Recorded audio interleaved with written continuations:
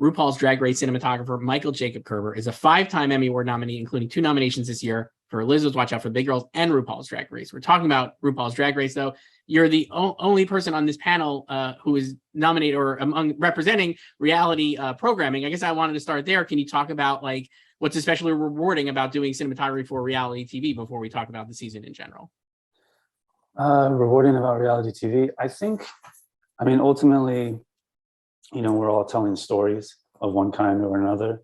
And I think there's something that's especially engaging and fun about telling a person's story in real time, in real life. And, you know, we do our best to kind of support that and enhance that and, you know, allow the audience into these worlds and hopefully, you know, bring them along and engage them. Yeah, for sure. And obviously you do that with Drag Race. I think this was a 16 episode season, I believe. Lots of different episode structures. You had cast reunion and grand finale in front of a live audience, major events, obviously like Snatch Game, lip sync stuff. With all those different production styles at play, like, do you have a favorite type of episode to work on? Or like, how do you kind of like what are your thoughts on that, I guess? Gosh, yeah, it is a lot. And everything's a bit different. I do enjoy the challenges because those tend to be unique, the larger maxi challenges that we do, because often that's a new and different set design, so we can approach the camera work and the lighting differently, so it keeps it fresh.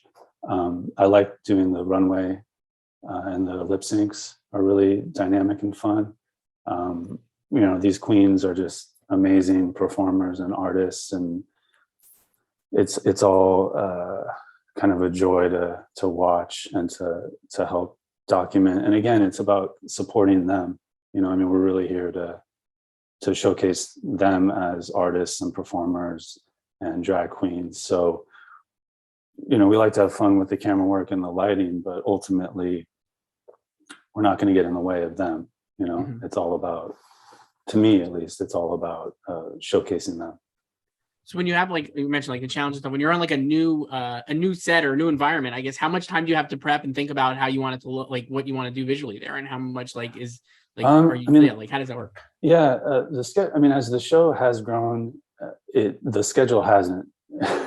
So we've always kind of had two days per episode, sometimes 3.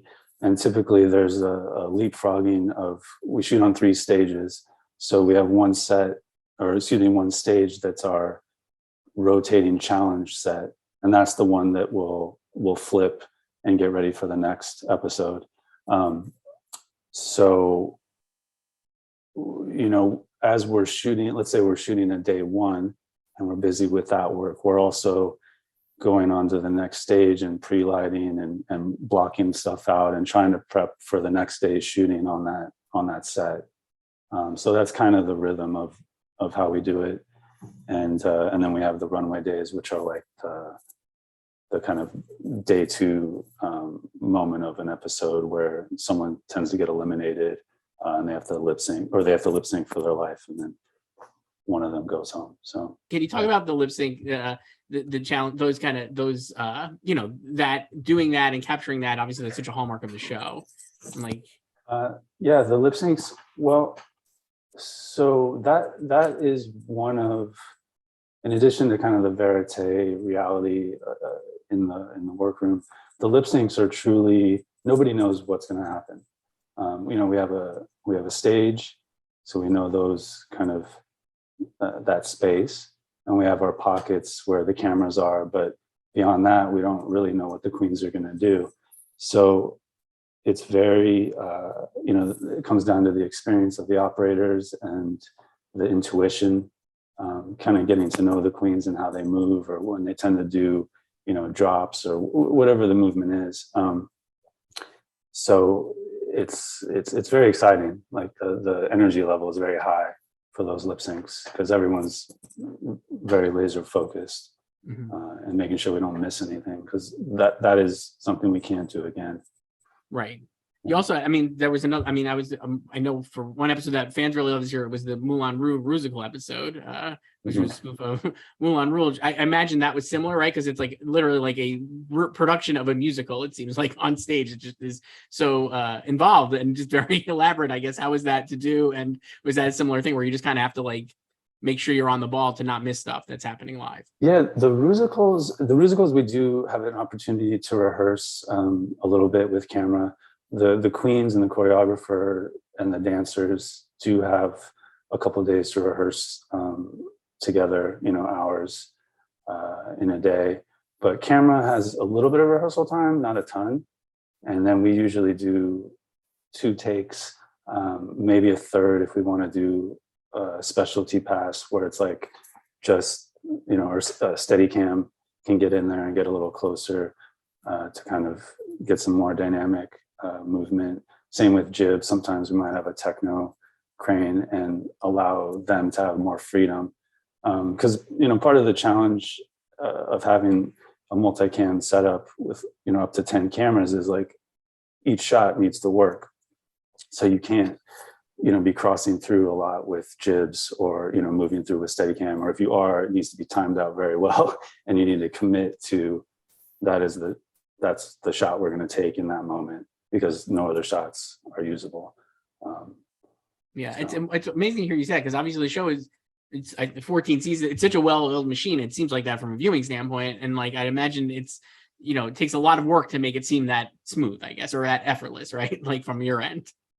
Yeah. And, myself, Nick Murray, our director, he's great at, figuring out when we might be able to commit to those moments. And also, we just discuss how to kind of, again, make all the shots work so that most, if not all, are usable at any moment.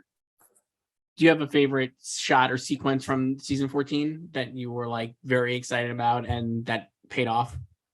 I do. I know there was, I don't really follow, Twitter or the social media and, people talking about the show that much, but I did hear that there was a reaction to a specific lip sync and a moment. I think it's the moment where the 2 queens were on the stage, and it was a very slow kind of emotional song.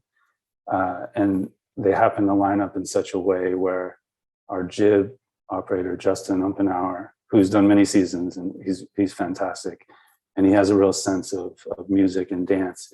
And he happened to line up where they were stacked in such a way that he could do a rack focus from one to the other, in kind of a tighter shot for a jib. He went in and kind of knew to capture that moment tighter and show that emotion. So that was really cool. It's fun to see in a live scenario, him find that and know what story to tell in that moment. I thought that was right. Cool. Yeah. It's incredible to hear about. Like, I mean, how do you, how, I guess, do you feel like you're getting better at this as the seasons go, on? Like, how much have you learned from how much you learn each season, I guess, from like previous seasons and like stuff that you're just discovering, like, oh, wow, I didn't realize that could be possible, I guess. Yeah, I think that we, after doing, so many seasons, what works or what tends to work. And the danger is, just continuing to repeat yourself.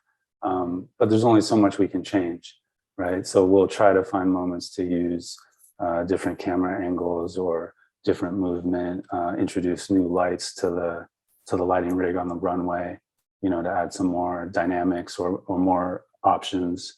When our lighting designer, Gus Dominguez, and programmer, Andrew Law, they're just fantastic at coming up with new looks and new designs for different songs, different lip syncs. So, that's where we try to kind of change it up, find new things. And then again, the challenges each season, the producers, I don't know how they keep coming up with so many new scenarios to put the queens through, but that keeps it fun and exciting and gives us ways to think differently and approach things a little differently. we have to wrap up, but how early are you brought on the process when they're like concepting the season and the challenges and stuff? Like when do you guys get brought in? Sometimes we'll have like a very preliminary phone call or Zoom call where it's like, here's kind of what the creative grid is looking like. But normally it's maybe 2 weeks out, I'd say. Wild. And then we build for like a week, setting up everything, and while the build is happening, there's continuing discussions. But a lot of it is very, there's so many changes right up until the last moment. So yeah, it's incredible stuff. RuPaul Drag Race cinematographer Michael Jacob Kerber, Thank you, 5-time Emmy nominee this year as well. Thank you so much for doing this. Appreciate it. Thank you.